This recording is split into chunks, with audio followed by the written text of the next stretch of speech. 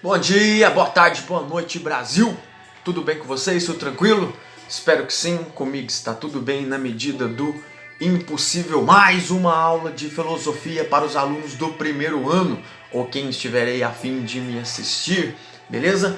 De acordo com o material, eu estou aqui na página 28, a gente vai continuar o nosso assunto sobre os pré-socráticos, nossos amiguinhos aí pré-socráticos que tinham uma filosofia bem diferente da desempenhada pelo Sócrates, então por isso que vem o nome, não uma questão temporal. Eu já falei isso para vocês na nossa última aula. Vou fazer uma retomada, uma recapitulação do tema e depois, posteriormente, vou adicionar informações, então fica ligado. E depois a gente vai ver mais dois amiguinhos nossos aí, pré-socráticos ainda, dentro de Mileto, ainda da escola jônica, beleza? Então, sente-se aí numa posição confortável, dá uma respirada, bem tranquila, página 28 nosso material, videozinho curtinho, retomada do tema, mais dois pré-socráticos e vamos embora. Qual que era a questão principal dos pré-socráticos? Qual que era a dúvida, a inquietação, o que não deixava esses pré-socráticos dormirem, mano? Era o seguinte: qual seria a causa de a natureza ser una e ao mesmo tempo múltipla? Né? Os pré-socráticos também são conhecidos como filósofos naturalistas. Então, uma das inquietações deles eram estas: qual seria a causa de a natureza ser una e ao mesmo tempo múltipla, e qual seria o princípio, né? Qual seria o princípio ou a origem da natureza, tá? Então, seria basicamente isso. A inquietação principal dos pré-socráticos, também conhecido como os naturalistas, são qual seria a causa da natureza ser ao mesmo tempo una e ao mesmo tempo múltipla, e qual seria o princípio e a origem da natureza, né? O que une a arqué e a physis, beleza? Então essas são as inquietações principais dos naturalistas, também conhecidos como pré-socráticos. Antes dos pré-socráticos, o que a gente tinha? Explicação para essas duas questões que eu acabei de falar. A explicação é: a natureza é assim porque Zeus quis assim, né? As explicações mitológicas que a gente já viu em aulas passadas. Só que os pré-socráticos não estavam muito conformados com esse tipo de explicação, que Zeus quis assim. Então eles vão começar a fazer o quê? Eles vão começar a investigar a natureza e elaborar hipóteses sobre essas leis que vão começar a aparecer dentro da natureza. A ideia seria buscar explicações naturais dentro da natureza, explicações encontrar respostas para as perguntas desse mundo dentro desse mundo e não fora dele, beleza? Então seria fazer um exame filosófico dos naturalistas em cima dessa investigação sobre a natureza e elaborando normas e leis e hipóteses sobre elas para explicações e para fenômenos naturais, beleza? O que a gente vai ter então? A questão de entender qual seria o elemento que une, né, que transforma, que faça com que a natureza seja una, como eu falei no início do vídeo. Qual seria o elemento? Os pré-socráticos estariam investigando e buscando um elemento que estaria fazendo essa ligação com que a natureza seja una e ao mesmo tempo múltipla. Então seria um elemento que estaria presente em tudo que existe em quantidades diferentes. Então a questão seria essa: então se a natureza é ao mesmo tempo una e ao mesmo tempo múltipla, então o que seria o elemento? O que liga isso? O que faz dela una e múltipla ao mesmo tempo? Vamos em busca desses elementos. Vocês já estão lembrando aí da nossa última aula, porque eu falei do Tales, ele já defende um elemento. Eu vou falar para vocês daqui a pouco.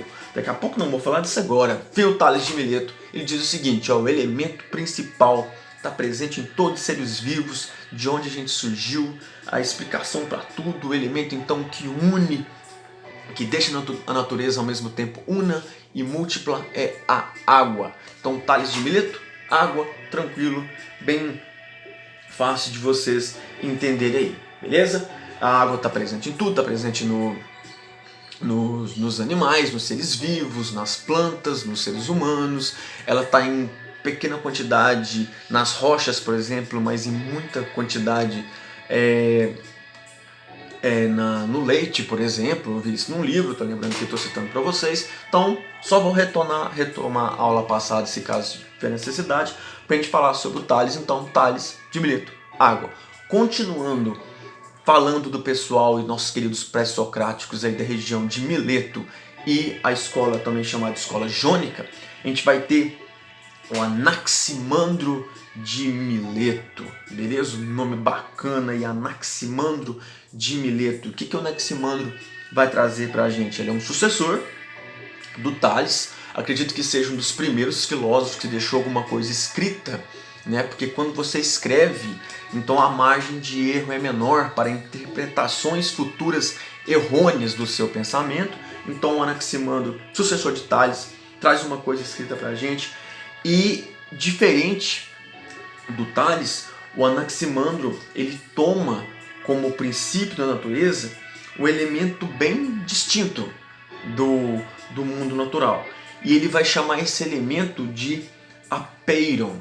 Esse seria o termo grego. Ah, meu Deus, agora vou ter que falar grego para entender as aulas de filosofia? Não, é só um termo, o apeiron. Então, segundo o Anaximandro, ele vem com uma proposta bem diferente. Né? Ele não vai buscar em elementos mais comuns, como eu falei para vocês, como a água do Tales, né? O fogo, ou o ar, que a gente vai ver daqui a pouquinho.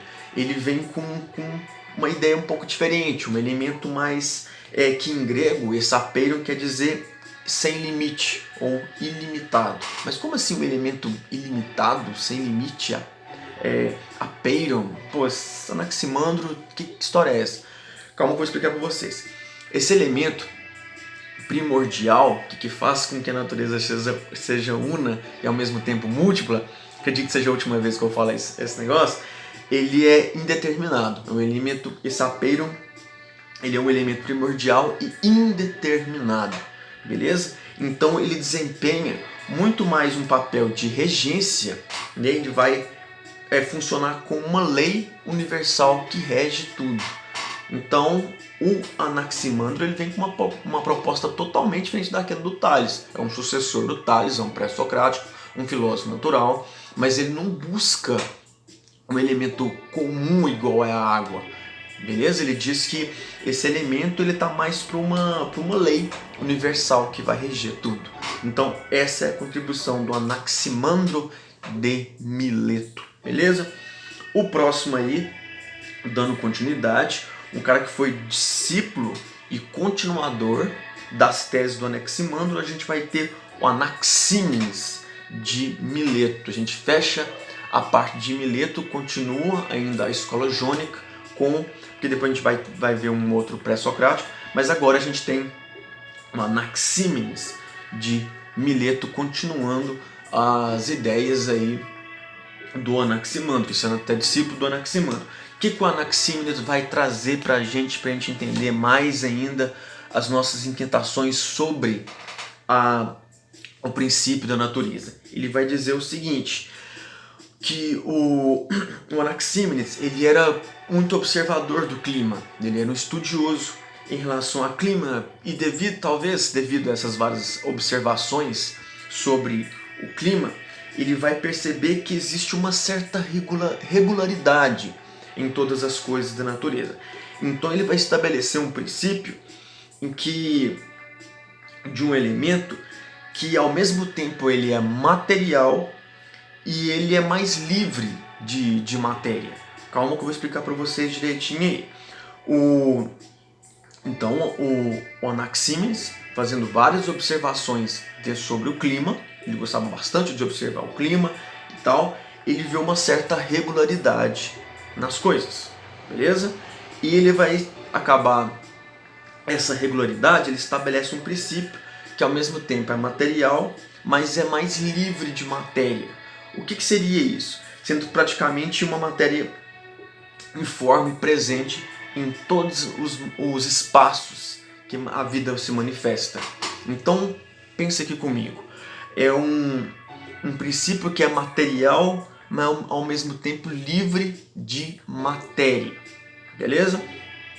ele tem uma matéria informe e ele preenche, ele está presente em todos os espaços da vida. O que está presente em todos os espaços da vida?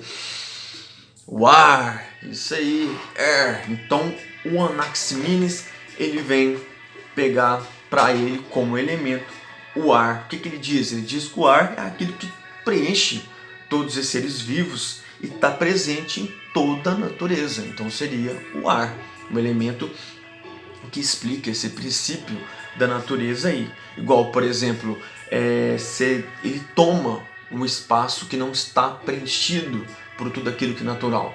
Beleza? O Anaximenes vai pegar bastante nesse sentido aí. Então você pode pegar um exemplo simples, né? O famoso copo meio vazio, meio cheio, né? Então metade água, a outra metade tem o quê? Tem ar. O que tem dentro de você? Tem ar. O que tem aqui? Tudo em volta? Ar. Então essa seria a contribuição do Anaximenes. E o Nietzsche uma vez escreveu sobre o Anaximenes, eu estou falando o nome no caboclo errado, é Anaximenes. O Nietzsche uma vez escreveu sobre o Anaximenes e ele falou que a vantagem de ser o ar, ele tem uma vantagem de ser liberto de forma.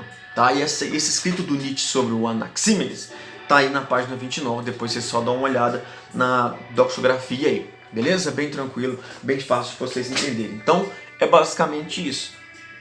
A gente tem o Tales, dentro da escola jônica, em Mileto, falando sobre a questão do elemento principal da natureza ser a água. A gente tem depois o Anaximandro, dizendo que não é bem o elemento, é mais uma lei universal que rege, né, fugindo bem desse elemento, dessa ideia de elemento definitivo, de elemento definido. E depois a gente tem o Anaximenes, que diz que o princípio da natureza é o ar, porque ele preenche todos os espaços que a natureza deixa, beleza? Importante pra caramba, contribuições importantes pra caramba. Só que, talvez, você está em casa, cheio de problemas, inquietações, nesse momento difícil, e está se perguntando, mas, por que eu deveria estudar os pré-socráticos? Por que eu não deveria estar ocupando a minha cabecinha com outras coisas, com outras filosofias, com outras correntes de pensamento? Vou dizer para você, por que estudar os pré-socráticos? A gente terminar esse vídeo agora, vai ser o vídeo mais rápido da sua vida. O negócio é o seguinte, as ideias pré-socráticas hoje, elas podem ser bem absurdas e ultrapassadas pela questão, por causa do desenvolvimento tecnológico e científico que a gente chegou enquanto ser humano. Só que as ideias, a gente não pode negar de forma nenhuma que as ideias pré-socráticas, elas vão impulsionar a ciência da natureza. Então essa expressão ciências da natureza é uma coisa que você vai ver bastante e começou aí com os pré-socráticos. Eles que deram o pontapé inicial, beleza? Então para quê? Porque eles começaram a buscar respostas para coisas naturais, fenômenos naturais dentro da natureza, tá? Fugindo daquele lance da mitologia de que Zeus quis assim, que eu falei para vocês no início do vídeo. E também, para finalizar esse assunto, por que a gente está vendo a importância dos pré-socráticos, por que estudar os pré-socráticos, é a importância histórica, a gente não pode negar isso hora nenhuma, né?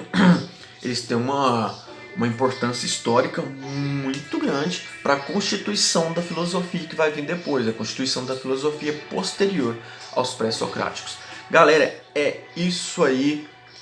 Muito obrigado pelo tempo de vocês. Na próxima aula a gente vai ver o Heráclito. Então o Heráclito já é um assunto, já tem uma parte no material, se você passar aí, você vai ver com uma parte maior. Então eu vou deixar o vídeo mais para falar do Heráclito e de repente o próximo filósofo. Mas encerramos então essa parte dos pré-socráticos de Mileto, beleza? Com esses três aí que a gente já falou. Tá? O Tales, o Anaximandro e o Anaximenes. Beleza? Então, galera, é isso aí. Muito obrigado. Vamos continuar estudando. Na descrição do vídeo eu vou deixar mais informações adicionais e um pedido também que eu vou fazer para vocês. Com certeza deve ser uma mini atividade, uma coisa bem simples, mas vamos continuar, vamos pegar firme. Semana de prova, super importante. Todo mundo estudando, todo mundo garantindo e produzindo conhecimento. Muito obrigado pelo seu tempo e até a próxima, porque juntos somos mais fortes, não esquece disso não. Até mais.